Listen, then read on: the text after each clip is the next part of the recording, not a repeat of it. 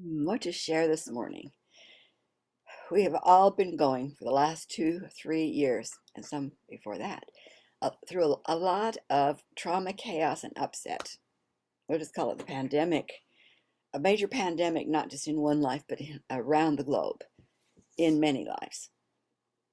Well, the brain is interesting because as you're growing from being a little baby until about 5, the brain is creating neuron connections between your left and right brain hemisphere to take in the information around you, what you're being taught, what you're feeling, what you're interpreting, and your brain kind of sets itself up to say, this is how life is, and then begins to function from that place.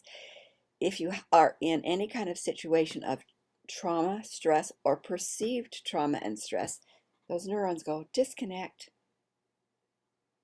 disconnect. And then you feel disconnected from life. You feel disconnected from people. You try to figure out how to do life, not from what was intended, but from a disconnected brain. Have you considered that all of us have disconnected brains through this trauma? It's a good and bad thing. Because some of the old patterns, the old stories that we had believed were true, needed to be unplugged because they weren't true. They were limiting, survival minimalists.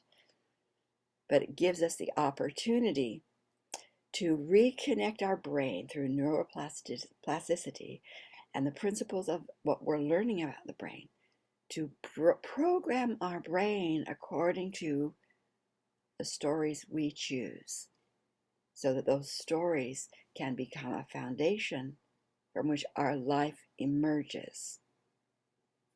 What skills do you have for reprogramming brain?